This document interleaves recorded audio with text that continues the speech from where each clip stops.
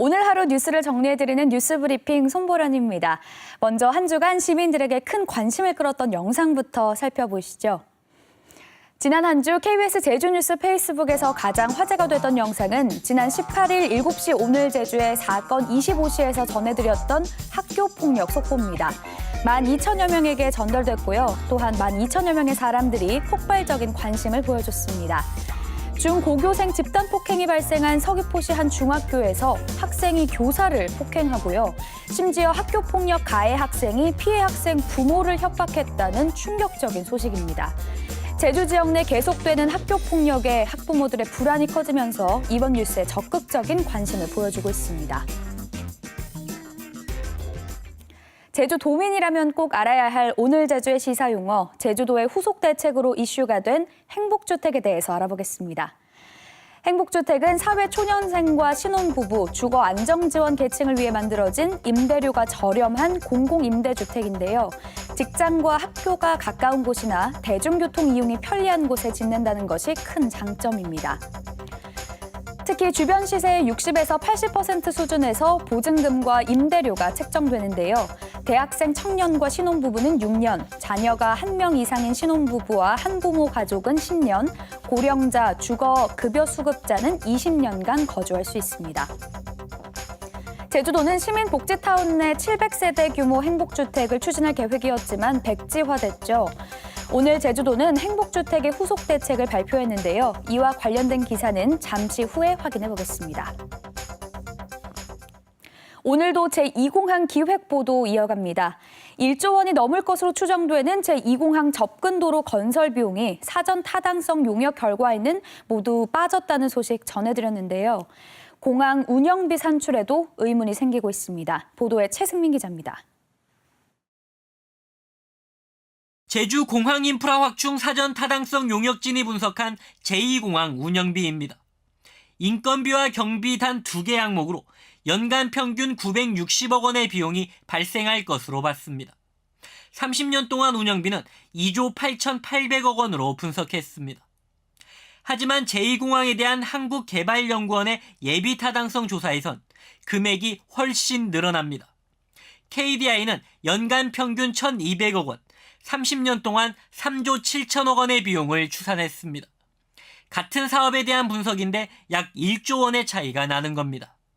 그럼 비슷한 시기, 비슷한 규모의 공항 인프라를 확충하는 영남권 신공항 사업은 어떨까? 영남권 신공항 사업의 사전 타당성 용역진은 운영비를 연평균 2,030억 원, 30년 동안 6조 원으로 분석했습니다. 이에 대한 KDI의 예비 타당성 분석에선 연평균 1,876억 원, 30년간 5조 6천억 원으로 추산했습니다. 사전 타당성 용역보다 약 4천억 원이 줄었는데 비용 분석 방법은 제주 제2공항 사업과 같습니다. 결국 같은 방법으로 비용을 분석했는데 영남권 신공항 사업은 크게 줄어든 반면 제주 제2공항 사업은 운영비가 무려 1조 원 가까이 늘어나는 겁니다. 그리고 제주와 김포, 김해공항 세 곳은 예비 타당성 조사 운영비 산출 지침에 같은 규모 기준으로 적용되는데 연간 운영비가 600억 원 이상, 30년 동안 약 2조 원의 차이가 나는 것도 의문입니다. 사전 타당성 용역진이 제2공항 접근도로 건설 비용을 모두 뺀 것과 더불어 운영비도 축소한 것 아니냐는 의혹이 나오고 있지만 여전히 연락이 닿지 않고 있습니다. KBS 뉴스 최승민입니다. 사랑하는 가족의 생사조차 알지 못한 채 살아가는 장기 실족 가족들이 도내에도 적지 않은데요. 실종 신고를 한 아버지가 이미 10여 년 전 돌아가신 사실을 알게 된 가족의 사연을 들어봤습니다. 하선아 기자입니다. 고인이 된 아버지를 만나러 양지공원을 찾은 이규영 씨. 이 씨의 아버지는 지난 2002년 집을 나간 뒤 16년 동안 장기 실종 상태였습니다. 그러던 지난해 이 씨는 아버지가 2004년에 이미 숨진 채 발견된 사실을 알게 됩니다. 경찰에 유전자 등록을 했더니 국과수에 등록돼 있던 변사자 DNA와 일치한 겁니다. 어딘가서 봤다는 분도 계시고 하니까 또 이제 어디서 잘 살고 계시겠구나 그 생각하고 있었는데 지금 이렇게 되고 나니까 너무 분통 터지고. 이 씨가 자발적으로 경찰에 찾아가 유전자 등록을 하지 않았다면 영원히 묻혀버릴 진실이었습니다. 더 놀라운 건 경찰의 실종자 명단에서조차 이 씨의 아버지가 빠져 있었다는 겁니다. 전산 작업에 같이 보관을 해야 됩니다. 그게. 예? 그건 누구나 아는 건데 그 분실한 걸 누가 책임질 거냐고요. 저 그거 밝히고 싶어서. 경찰은 실종자 프로파일링 전산 시스템을 2012년에 구축했는데 이 씨 아버지가 법원의 실종 선고 뒤 사망 말소 처리가 돼 해제됐을 거라고 추정할 뿐입니다. 사망 사실을 확인하고 전산 등록을 하지 않았거나 전산 등록을 했다가 사망 사실을 확인하고 해제했을 경우에 이제 5년 이후에 자료가 삭제되어서 아마 남아 있지 않았을 것으로. 하지만 그 어떤 기록도 남지 않아 실종자 명단에서 해제된 이유에 대해선 정확하게 알 수 없는 상황. 이 씨는 2004년 아버지의 변사 사건 수사가 제대로 이루어졌는지도 의문을 제기합니다. 당시 경찰이 가출인 31명을 대상으로 관련성 여부를 수사했다고 했지만 조사 받은 적도 없기 때문입니다. 이거 누가 하나 책임지려고 하지도 않고요. 예? 사죄의 말씀 하나도 없고요. 예전에 그 다 폐기만 했다고 그러고. KBS 뉴스 하선아입니다.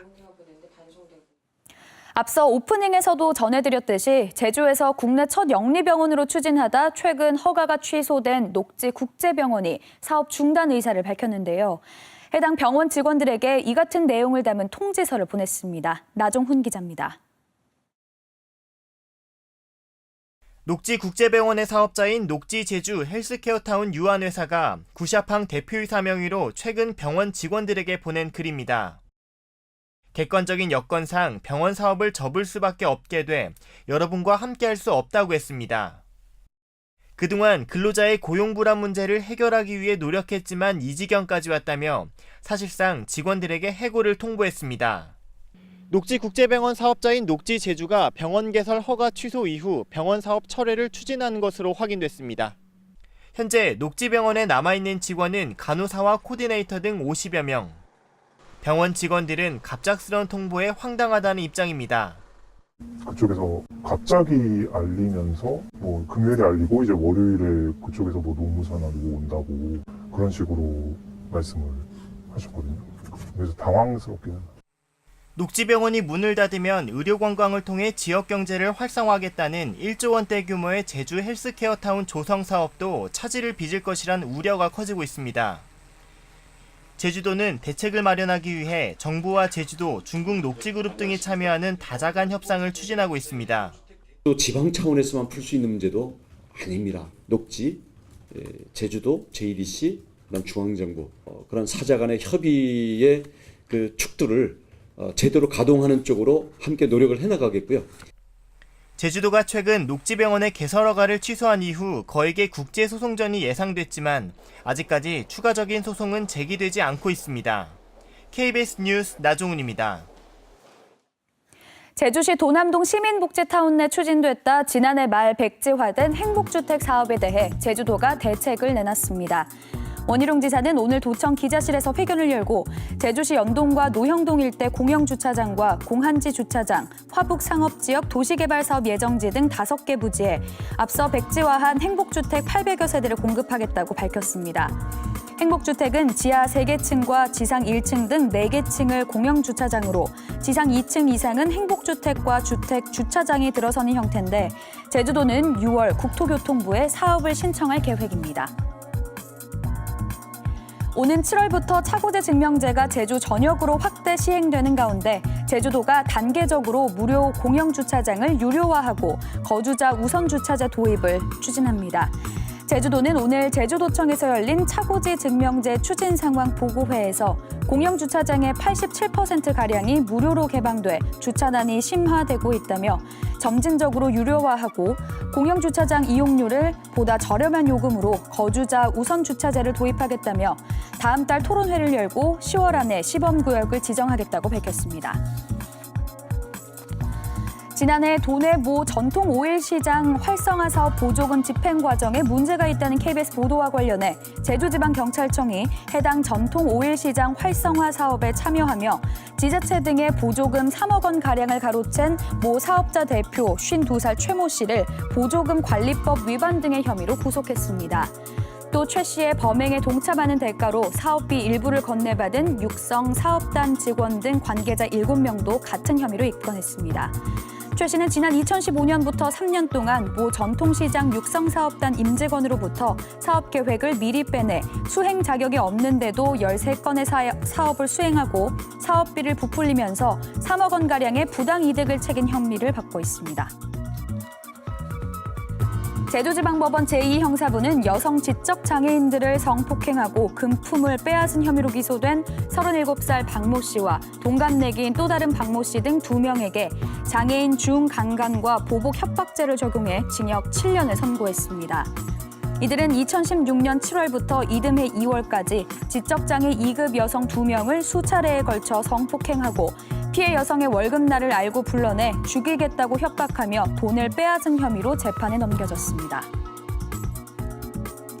오늘 오전 8시 반쯤 제주시 조천읍 북촌리 해안에서 멸종 위기종인 상괭이가 죽어있는 것을 행인이 발견해 해경에 신고했습니다. 해경은 발견된 상괭이 사체의 경우 몸 길이 108cm 정도로 죽은 지 일주일 지났고 불법 포획 흔적은 없는 것으로 확인됐다고 밝혔습니다. 올해 들어 제주에서 발견된 상괭이 사체는 모두 32구입니다. 지금까지 뉴스 브리핑이었습니다.